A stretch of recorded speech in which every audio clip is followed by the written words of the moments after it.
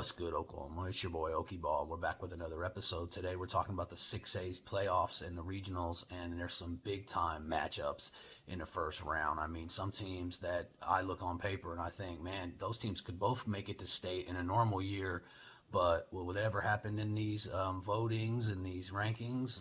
The matchups are set up, but it's definitely some must see TV and some games I'm definitely looking forward to. And let's start right off the top and break it down on the east side. A matchup I really like, and that's Bixby versus Enid. Enid isn't your typical, low seed or high seed, however you want to say it. They're really a good program, and they're really on the rise. Got a bunch of kids that I like, some young guys starts down low with Trey Davis, the big man who athletic shot blocker, can really move.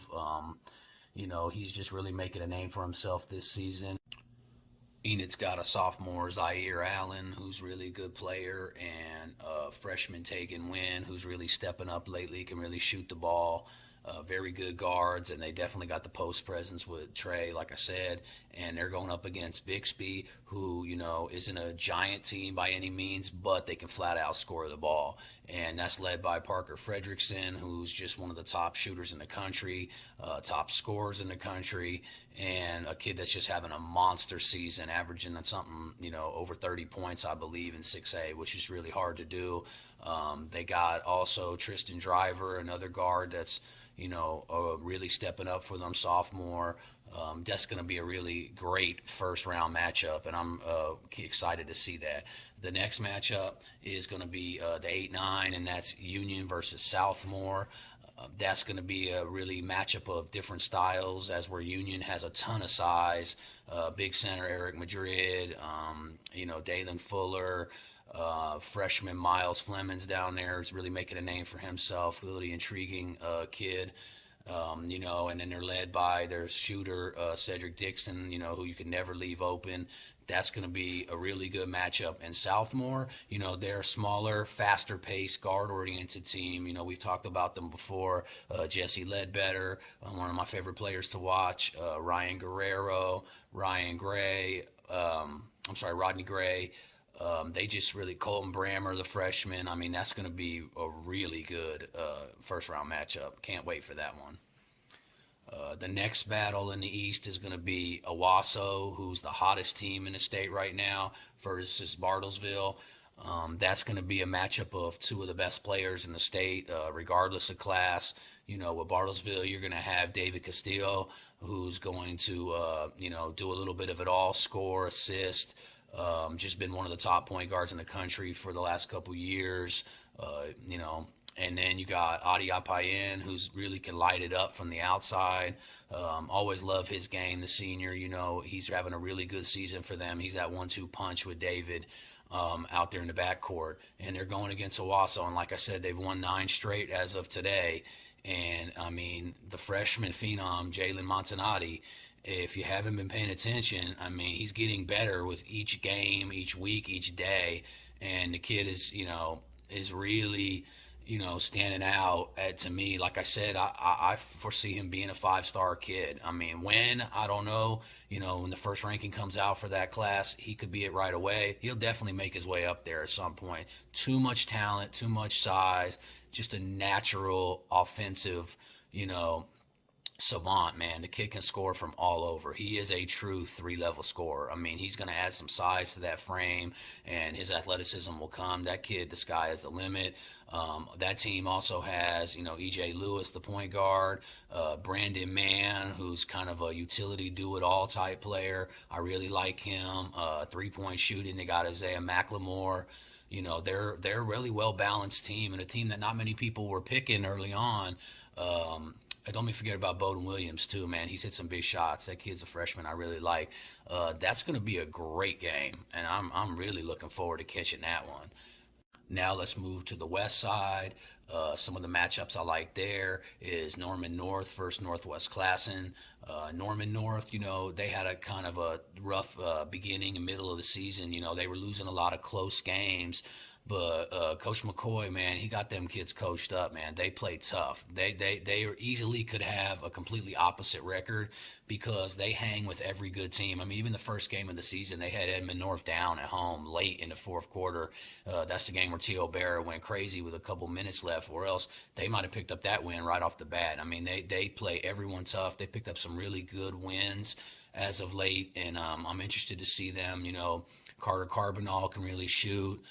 Noah Jones is a super athletic guard in the 24 class, really good shot blocker, makes a little bit of everything happen. And then they got some senior leadership in Nate Lancaster and Ben Moser, who are going to help them off in the playoffs.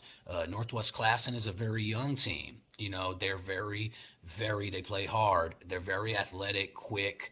They don't have a ton of size, but the style that they play, it works. And they've had a great season. And, they're led by Leslie Rose, who, recently got an offer from OCU.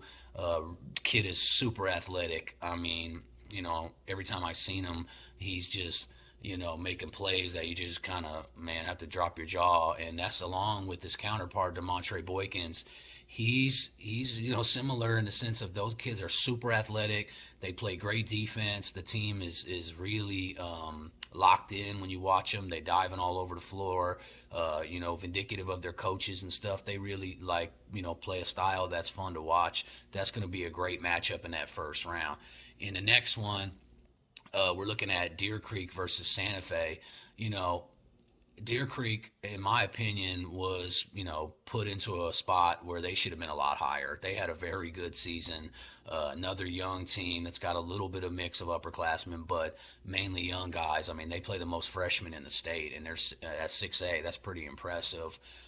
You got Isaiah Wilkes, who's really coming up, one of the quickest guards you're going to see in the state, regardless of class. You got Jay Denarde, that's just, baller. Real physical guard, but can also, dribble the ball full court, as fast as anybody you're going to see. They've got a couple guys in Hudson Linsenmeyer is a 2024, can flat out score the ball. Kai Kugel down low. They call him Baby Jokic, but I mean, he looked really good when last time I saw him. He's got a lot of moves down low.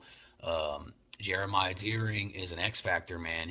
That kid can play. Shot blocker, rim runner, does a little bit of it all. He's the X factor for them, in my opinion, in this playoffs.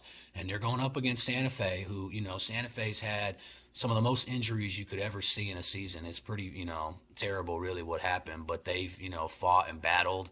And as of late, really have come on again. And they're led by 2024 Draylon Nero. He's about 6'3", 6'4". Draylen's had a great season. He's flying under the radar. He's a football kid, really great linebacker. But, man, he's playing really well. I mean, he's a down low. He can shoot it outside. But, I mean, man, he gets to the basket whenever he wants. And really no one's stopping him once he lowers that shoulder. Love him. They've also got Nick Rhodes, a 2024 flat-out shooter. Their main leaders are going to be their seniors in Kaysen Gibson, who, is back from injury. Kaysen is a dog, plays tough on defense, man. Just a kid that brings his heart, every game he plays.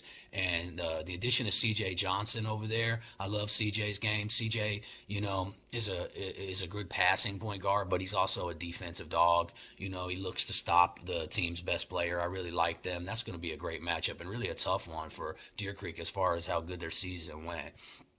The last matchup I want to talk about is two teams I think are state worthy, and unfortunately one of them's not going, and that's Mustang versus Edmond Memorial. Mustang, has had a breakout season from sophomore Roman Miller, who lately has just been putting up double doubles left and right. Really great player and great prospect, in the state, and I'm looking forward to him having his coming out party in the playoffs alongside, OU football commit Jacoby Johnson, who anytime Jacoby's on the court, man, the kid is a flat out stud. I don't care if he hasn't, if he's playing football all season, he just transitions right over, and he's got game, so he can play anywhere, and he's a Division I basketball player anytime he steps on the court. That's just the way it is. And they're going up against Edmond Memorial, who is, a team that's been there before, done that. They got some new guys playing, some younger guys, and They're led by Carter Hojemstad, who's a 6'5" power forward, kind of do it all type kid, and Kieran Padula, who's just known for hitting big shots, and just a dog. Kid is really athletic, very good point guard. They got some other guys, Nate Brown, real athletic, a wing. Freshman Hudson Franz, my bad Hudson if I got that wrong. He's really coming on for them, and that's one maybe the best matchup as far as two teams that should be bona fide state teams, and they got to go at it right off the bat. So just a crazy year as far as the rankings and the way the voting went down. But if you're a fan, it's must see TV, like I said, and you can't really complain. You just got to get your popcorn ready and get ready for these playoffs, baby. Peace.